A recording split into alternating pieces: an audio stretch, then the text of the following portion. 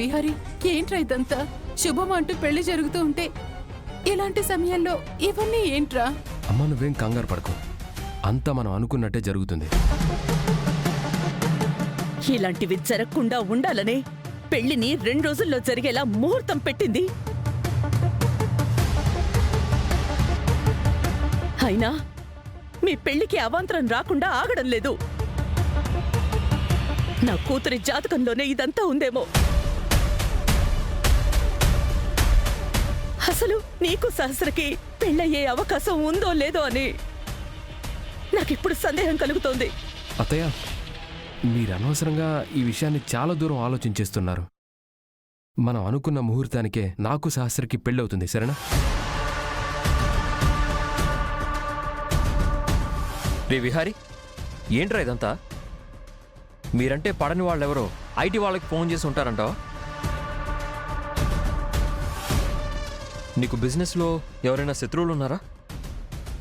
రే, శత్రువులు లేని బిజినెస్లు ఎక్కడుంటారా? అదంతా కామనే కదా. అయినా నువ్వేం కంగారు పడకు.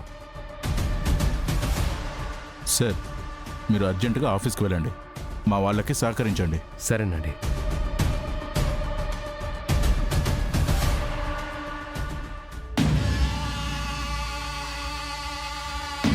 హలో సుభాష్, మనం కన్న కలలన్నీ తీరడానికి ఈరోజు పునాది పడబోతోంది.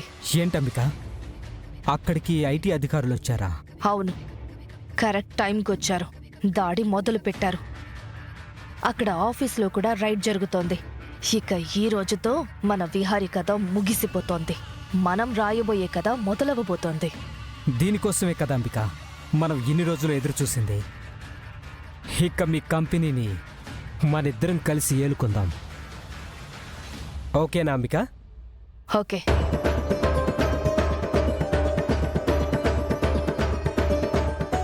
రే విహారీ, నేను కూడా నీతో పాటు వస్తాను, పదరా. పర్లేదు తరుణ్, నేను మేనేజ్ చేస్తాను. లేదురా, ఈ టైంలో నీకెవరో ఒకరు తోడుండాలి. నా వైపు నుంచి నీకేమైనా సాయం చేయగలిగితే నేను చేస్తాను కదా. అత్తయ్య, మనం ఆఫీస్కి వెళ్దాం, పదండి. సరే, పద.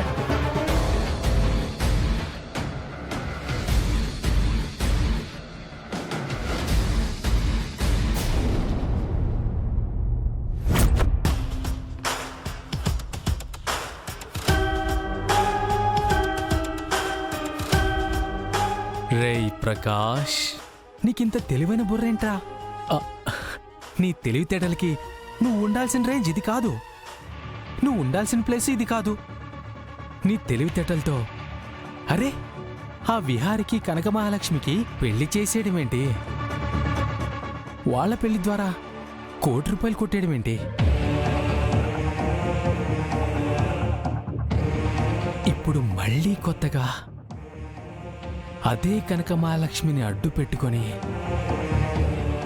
50 లక్షలు సంపాదించుకునే మార్గం రావడం ఏంటి? అన్నా అన్నా అన్నా అన్నా అన్నా, నువ్వు ఇక్కడున్నావా? నీకోసం ఇల్లంతా వెతుకుతున్నావు అన్నా. ఏంట్రా, ఏమైంది? ఆ లక్ష్మి తప్పించుకొని పారిపోలేదు కదా? తనెక్కడికి పారిపోలేదన్నా. కానీ ఆ విహారీయే ఊరొదిలి పారిపోయే సిచ్యువేషన్ వచ్చిందన్నా. ఏం మాట్లాడుతున్నావురా? ఆ విహారీ వాళ్ళ ఇంటి మీద, ఆఫీస్ మీద ఐటీ వాళ్ళు దాడులు చేస్తున్నారంటన్నా. ఏ మాత్రం లెక్కలు అటు ఇటు అయినా విహారీని బొక్కలో తోయడం ఖాయం అన్నా. ఏంటనా, నేనంత పెద్ద జోక్ ఏమైనా వేసానా? నువ్వు అంతలా నవ్వుతున్నావు? రేయ్, ఏం లేదురా, నేనేదో పెద్ద అబద్ధం చెప్పానని, వాణ్ణి నేను మోసం చేశానని నన్ను కొట్టిన చోటు కొట్టకుండా కుక్కను కొట్టినట్టు కొట్టాడు. ఇప్పుడు ఆ ఐటీ దాడుల వల్ల వాడికి జరిగే పెద్ద దెబ్బ గురించి ఆలోచిస్తూ ఉంటే నా మనసుకి, మైండ్కి చాలా తృప్తిగా ఉందిరా. వాడు జైలు పాలవ్వాలి. వాడు జైల్లో ఉండగానే మనం ఈ కనకమహాలక్ష్మిని మనం ఆ దుబాషికి అమ్మేయాలి. అది తెలిసిన వాడు కింద మీద పడి గిలగిలా కొట్టుకోవాలి. అబ్బబ్బబ్బబ్బబ్బా, ఆ సీను తలుచుకుంటే ఎంత అద్భుతంగా ఉందంటే, ఒకవేళ అది నిజంగానే జరిగితే ఇంకెంత అద్భుతంగా ఉంటుందో.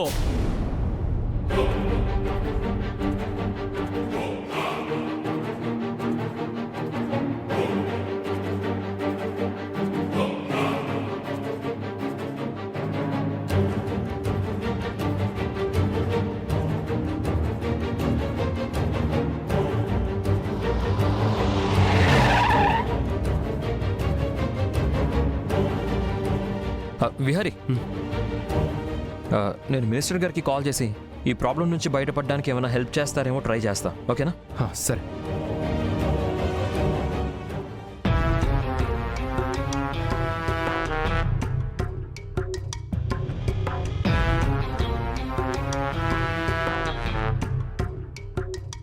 Hello sir. హలో విహారీ గారు, వచ్చారా? విషయం ఎంతవరకు వచ్చింది? ఏముంది, వాళ్ళక్కడ ఎంత వెతికినా బొగ్గి తప్ప ఏమీ దొరకదు. కాలిపోయిన కాగితాలు తప్ప లెక్కలు కనిపించవు. ఇంకేముంది, విహారీకి జైలు కూడా తప్పదు. విహారీ గారు, మీ ఆఫీస్ చూస్తుంటే చాలా విచిత్రంగా ఉంది. ఇన్ని ప్రాజెక్ట్ చేస్తున్నారు, ఇంత రిప్యుటేషన్ సంపాదించారు, కానీ ఒక్క ప్రాజెక్టుకి సంబంధించిన లెక్కలు మీ ఆఫీస్లో దొరకలేదు. సార్, నిన్న నైట్ ఇక్కడ ఫైర్ యాక్సిడెంట్ అయింది సార్. ఆ ఫైర్ యాక్సిడెంట్లోనే ఫైల్స్ అన్నీ కూడా కాలిపోయాయి సార్. విహారీ గారు, ఒక రెస్పాన్సిబిలిటీ పర్సన్గా మీరు చెప్పాల్సిన సమాధానం ఇది కాదు. ఇంత రిప్యుటేషన్ సంపాదించిన ఒక బిజినెస్ మ్యాన్గా మీరు ఇలాంటి సమాధానం చెప్తే వినడానికి మాకు అసలు నచ్చటం లేదు.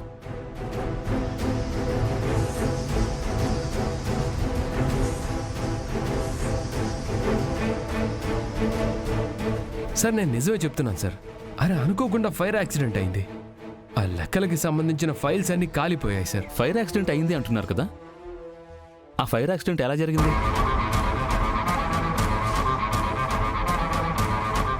తెలీదు సార్. పోనీ ఆ ఫైర్ యాక్సిడెంట్ ఎగ్జాక్ట్గా ఏ టైంలో జరిగింది?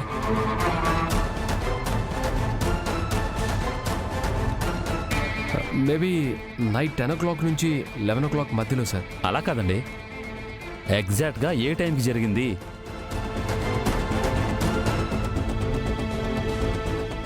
ఇంత పెద్ద ఆఫీస్లో ఫైర్ యాక్సిడెంట్ అయింది, అది కూడా కేవలం ఇంపార్టెంట్ ఫైల్స్ ఉన్న రూమ్లో మాత్రమే జరిగింది. ఆఫీస్లో ఎలాంటి ఫర్నిచరు డ్యామేజ్ అవ్వలేదు, కానీ లెక్కలు చూపించాల్సిన ఫైల్స్ మాత్రం తగలబడిపోయాయి. ఫైర్ యాక్సిడెంట్ ఎలా జరిగిందో మీకు తెలీదు, ఎప్పుడు జరిగిందో మీకు తెలీదు. ఇవన్నీ నమ్మే విధంగానే ఉన్నాయా విహారీ గారు? సార్, మీరు నమ్మినా నమ్మకపోయినా అదే నిజం. చూడండి విహారీ గారు, మేమెప్పుడైనా ఇలా ఐటీ దాడులకు వచ్చినప్పుడు సరైన లెక్కలు చూపించిన పక్షంలో ఫైల్సు, ఈడీసు, కార్డ్ రైట్సు అన్నీ సపరేట్గా దాచిపెట్టే రూమ్ ఉంటుంది.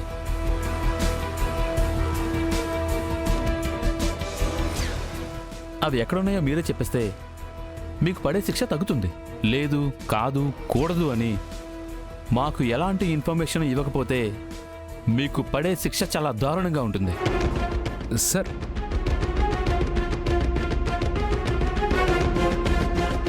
ఇంత పేరు సంపాదించుకున్న మీకు అలాంటి చెడ్డ పేరు రావడం అవసరమా చెప్పండి?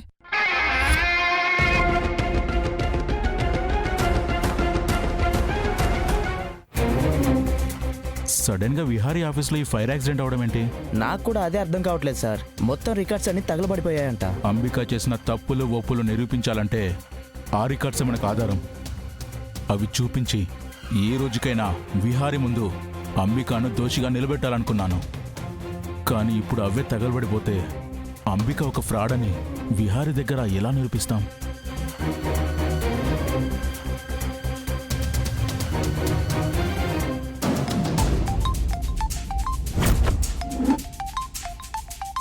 దామోదరం ఫోన్ చేస్తున్నాడు Ambika.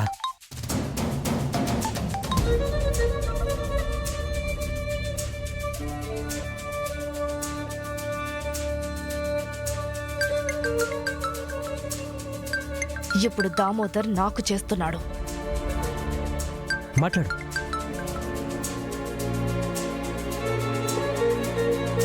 Hello, what is this Ambika?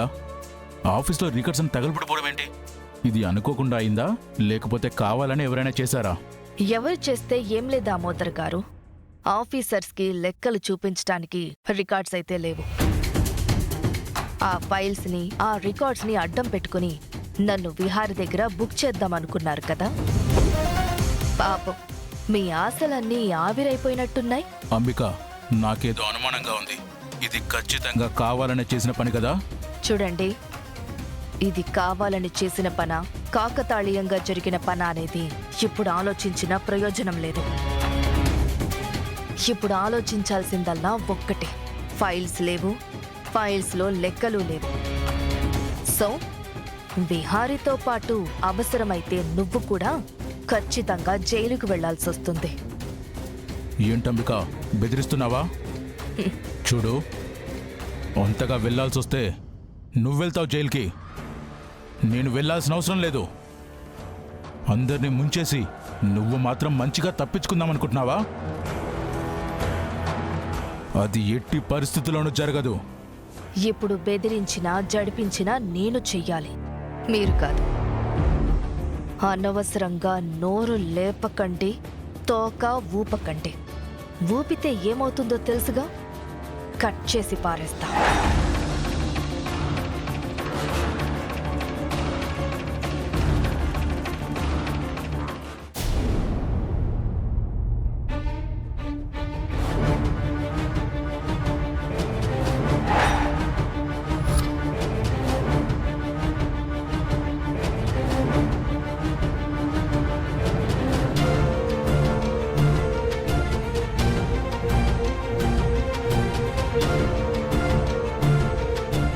ఎన్ని అవాంతరాలు, ఎన్ని అడ్డంకులు, ఎన్ని అడ్డుగీతలు నా కూతురి పెళ్లి జరగకుండా ఎందుకు వస్తున్నాయి? ఈ రెండు కుటుంబాలు కలవడానికి ఎన్ని పరీక్షలు ఎందుకు ఎదురవుతున్నాయి? వదినా, నువ్వు అనవసరంగా టెన్షన్ పడకు. మన కుటుంబం మీద ఎవరి దిష్టో పడింది. ఆ దిష్టి వల్లే మనకి లేనిపోని సమస్యలన్నీ ఎదురవుతున్నాయి.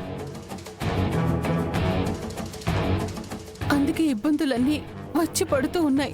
ఇక్కడ కొందరున్నారు, చూడ్డానికి ఉత్తముల్లా కనిపిస్తారు, చెప్పేవన్నీ నీతులు చెప్తూ ఉంటారు. కానీ వెనకాల మాత్రం గోతులు తీసే రకాలు. అలాంటి మనుషులు ఉన్నంతకాలం ఇలాంటి శుభకార్యాలు ఇలాగే తగలబడతాయి.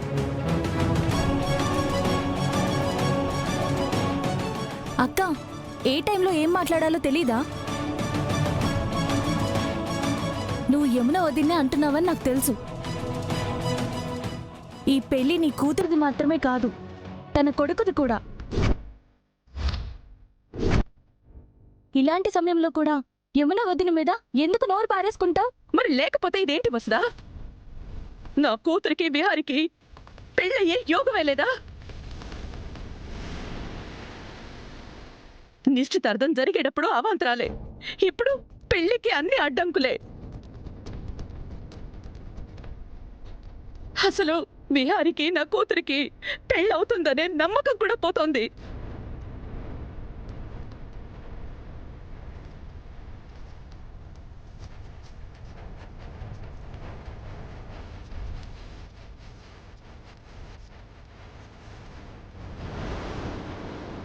చచ్చా, వీటన్నిటినీ లెక్కలేవని పట్టుకుపోతారా ఏంటి? మీరు పట్టుకుపోయిన బదులు నేనైనా కొట్టేయాల్సిందే.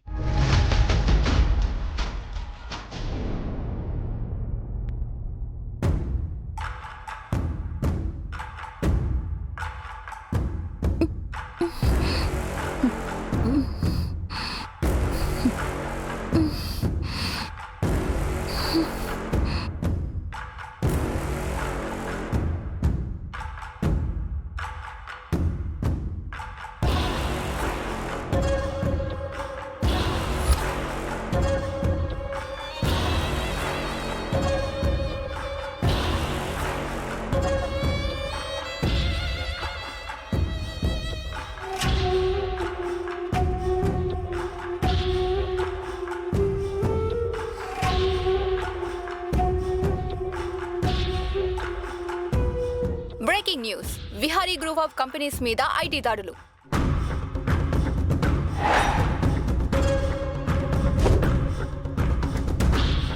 సరైన లెక్కలు చూపించలేకపోయిన విహారీ.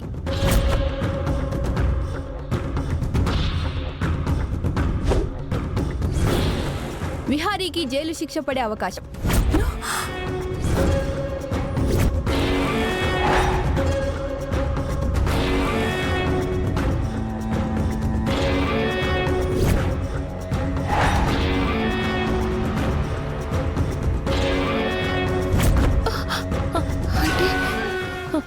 గారికి జైలు శిక్ష పడుతుందా? లేదు, అలా జరగడానికి వీల్లేదు. కానీ ఇప్పుడు నేనేం చేయగలను? ఇక్కడి నుంచి ఎలా తప్పించుకోగలను? దేవుడా, నేను ఇక్కడి నుంచి తప్పించుకునే మార్గం చూపించు. ఈ రోజు ఉదయం నుంచి విహారీ గారి ఇంటి మీద, ఆయన ఆఫీస్ మీద ఐటీ దాడులు జరుగుతూనే ఉన్నాయి. ఆ కంపెనీకి సంబంధించిన సరైన లెక్కలు చూపించలేని కారణంగా విహారీకి జైలు శిక్ష పడే అవకాశం ఉందని కొన్ని విశ్వసనీయ వర్గాల ద్వారా తెలిసింది.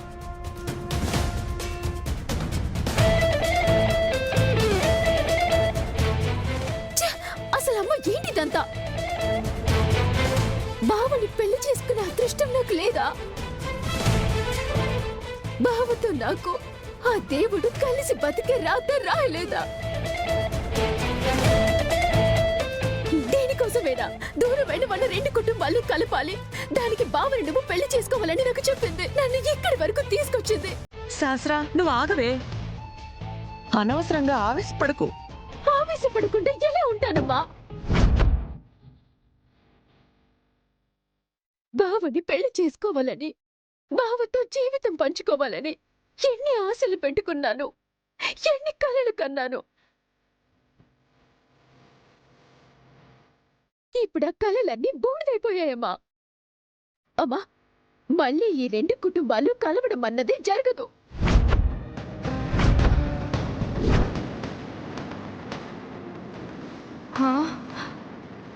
ఏమండి? అమ్మా, నా వల్ల నీకు ఎలాంటి సంతోషం కలగదు. నువ్వు నన్ను కనటం వల్ల నీకు ఎలాంటి ప్రయోజనం లేదు. నేను చెప్పలేను. సహస్ర,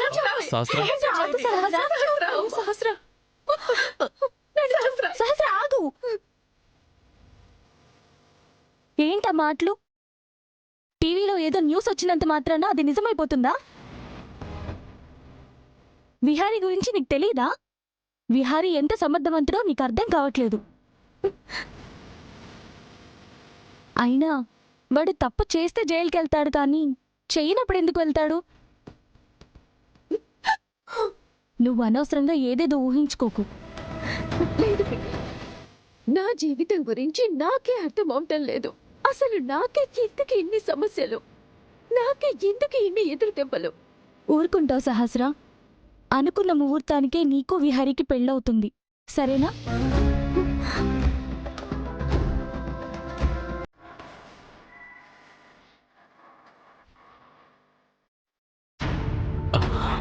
సార్, మీకు అన్ని లెక్కలు సరిపోయినట్టేనా?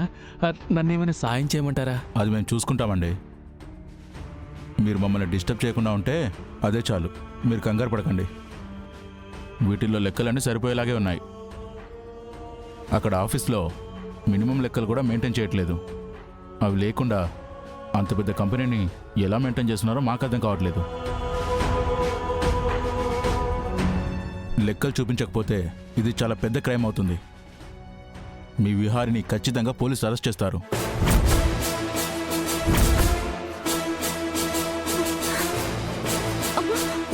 ఆఫీసర్, మా మురారి చాలా మంచివాడు. ప్రతిదీ చాలా పద్ధతిగా చేసుకుంటూ వెళ్తాడు. చూడండమ్మా, ఇన్ని రోజులు మీ విహారి గారిని ఉత్తముడని అనుకున్నారు. ఈరోజే కదా అతని అసలు స్వరూపం తెలిసింది. ఆఫీస్లో లెక్కలు కానీ చూపించలేదనుకో, అతనికి తప్పనిసరిగా శిక్ష పడుతుంది. ఇందులో ఏమాత్రం డౌట్ లేదు. దానికి మాత్రం మీ అందరు సిద్ధంగా ఉండండి.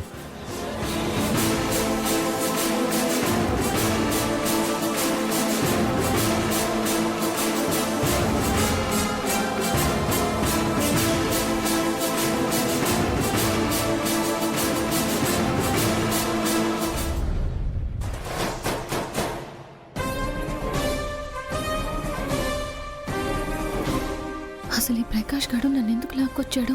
నన్నెందుకు బంధించాడు? నన్నేం చేయాలనుకుంటున్నాడు? ఎలా అయినా ఇక్కడి నుంచి తప్పించుకోవాలి.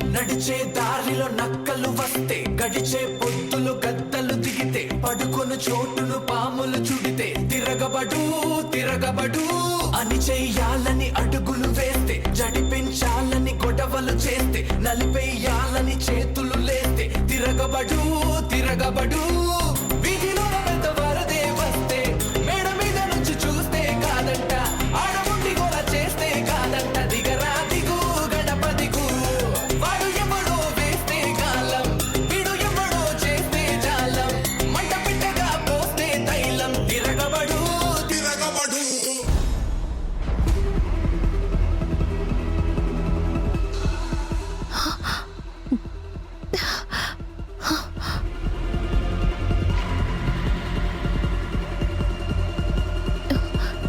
ఇప్పుడు వీళ్ళని ఇక్కడి నుంచి తప్పిస్తే కానీ